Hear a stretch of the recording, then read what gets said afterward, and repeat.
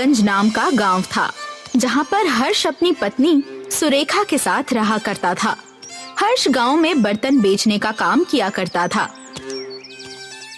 हर दिन वो एक गांव से दूसरे गांव में बर्तन बेचने जाता था। एक दिन जब वो बर्तन बेचने के लिए बर्तन की टोकरी अपने सिर पर रख ही रहा था, तभी उसकी पत्नी सुरेखा उससे कहती है, आप बर्तन बेचना छोड़ क्यों नहीं देते? आखिर आजकल आपके बर्तन खरीद कौन रहा है? खरीद तो कोई नहीं रहा है सुरेखा, मगर बर्तन मेरे बाप दादा सदियों से बेचते आ रहे हैं और मुझे बर्तन, थाली, गिलास बनाने के सिवा कुछ और नहीं आता। मगर हम भूखे भी तो नहीं रह सकते ना पतिदेव।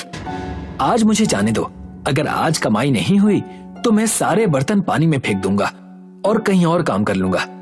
जब वे बात कर ही रहे थे, तभी एक आदमी उनके घर के बाहर आकर हर्ष को आवाज लगाता है, हर्ष भैया, ओ हर्ष भैया। हर्ष बाहर जाता है। अरे क्या हो गया, ऐसे चिल्ला क्यों रहे हो? प्रधान जी ने हम सारे गांव वालों को इकट्ठा होने के लिए कहा है। क्यों, कोई आफत आ पड़ी है क्या? भाई वो तो वहां जाकर ही पता चलेगा ना। जाओ जल्दी, गांव के बड़े पेड़ के नीचे सारे गांव वालों की बैठक लगी है। ठीक है, अभी जाता हूँ। हर्ष घर में जाता है। उसकी पत्नी उससे पूछती है, क्या हुआ, क्या कह रहा था वो आदमी? चलो, आज बर्तन नहीं बेच पाऊंगा। प्रधान जी ने जल्दी से जल्दी एक बैठक में बुलाया है, हमें वहां जाना होगा।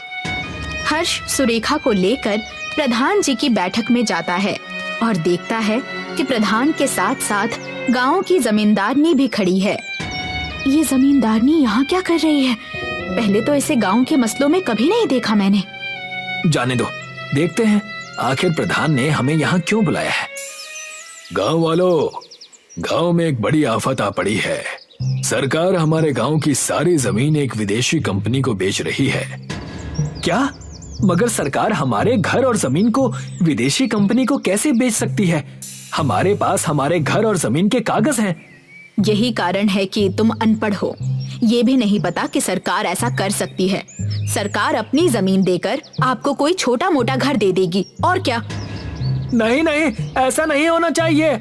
मेरे बाप दादाओं के जमाने से हमारे पास हमारी खेती है, ऐसे कैसे सरकार उसे बेच सकती है? सब लोग धैर्य रखिए। मैं जानता हूँ कि आप सब परेशान हो रहे हैं, मगर हमारे पास भी कोई चारा नहीं है। अगर हमें इस जाल से निकलना है तो हमें जमींदारनी जी की बात माननी पड़ेगी। मेरे पास एक उपाय है। आप सब अपनी जमीन और खेतों को मेरे नाम कर दीजिए, जिससे पूरा गांव मेरे नाम हो जाएगा। और जब सरकार ये जमीन बेचने आएगी तो मैं ये मामला उच्च न्यायालय में ले जाऊंगी और हो सके तो सर्वोच्च न्यायालय में भी ले जाऊंगी। मगर मैं आपके घरों को किसी विदेशी कंपनी को छूने भी नहीं दूंगी, ये मेरा आश्वासन है। मगर क्या ये करना सही है? क्या पता जमींदारनी हमारे घर वापस ही ना दे। ठीक है, मत दो और मुझे जाने दो। तुम्हारी बाप दादाओं की जमीन सरकार को चली जाए। गांव वालों, हमारे पास और कोई चारा नहीं है। हमें जैसा जमींदारनी कहती है वैसा ही करना होगा। सारा गांव ये बात मान लेता है और अपने अपने घर से अपनी जमीनों के कागज लाकर गुल्लू को देने लगता है। गुल्लू सारे जमीन के कागज लेकर जमींदारनी को दे देता है और कहता है, जमींदारनी जी, क्या खेल खेला है आपने? एक ही बार में सारे गांव वालों की जमीन हड़प ली। मानना पड़ेगा आपको। ये गांव वाले कितने बेवकूफ हैं ना। इनका प्रधान भी मेरे झांसे में फंस गया। कुछ दिन बीत जाते हैं और सारे गांव वाले देखते हैं कि सरकार की तरफ से कोई सूचना नहीं आई। तभी प्रधान जी एक बार फिर से गांव वालों को बैठक में बुलाते हैं। प्रधान जी, आपके कहने पर हमने सारे घर जमीन उस जमींदारनी के नाम कर दिए, मगर अभी तक कोई भी सूचना सरकार की तरफ से नहीं आई है।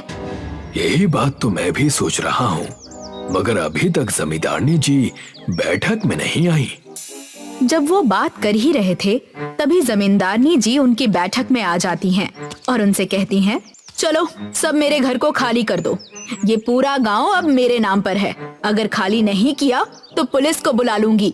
सारे कागज मेरे पास हैं। ये आप क्या कह रही हैं जमींदारनी जी?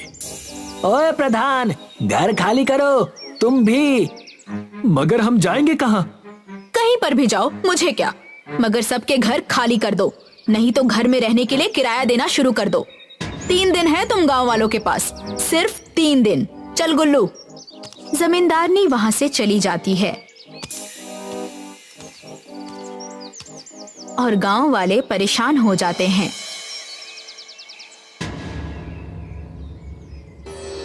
अब हम क्या करेंगे? मेरे पास अब बस ये बर्तन बचे हैं, इनमें भी सिर्फ थालियां ही हैं। आज जाकर इन्हें बेचकर जितने पैसे बनेंगे, फिर घर छोड़कर हम बाहर रास्ते पर रहेंगे।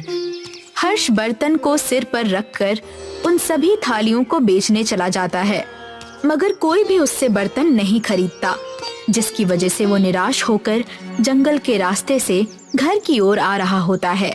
तभी उसे एक बूढ़ी औरत दिखती है। क्यों होते हो परेशान? क्या ये वक्त परेशानी का है?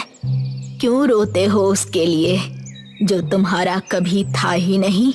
क्या ले जाओगे अपने साथ जब तुम दुनिया छोड़ जाओगे? जी आप? मैं हूँ बुढ़िया, जादू कर दूंगी, बर्तन के बनाऊंगी घर।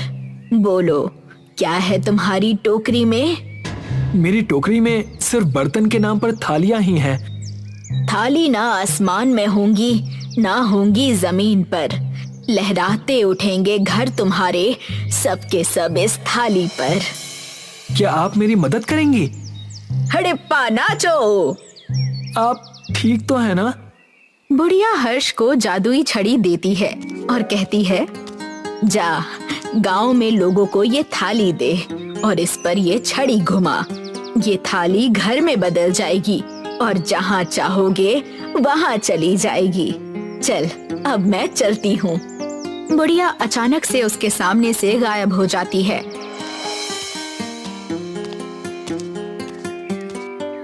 हर्ष अपने गांव पहुंचता है और अपनी पत्नी को सारी बातें बताता है।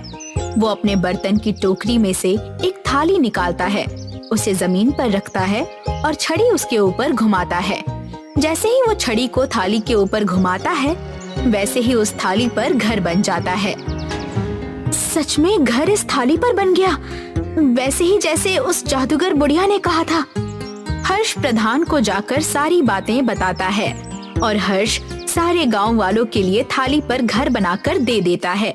ये सब देखकर जमींदारनी प्रधान और उसकी बैठक के सामने आकर कहती है, मैंने कहा था ना कि अपने घर खाली कर दो, मगर घर खाली करने के बजाय तुम थालियों पर घर बना रहे हो।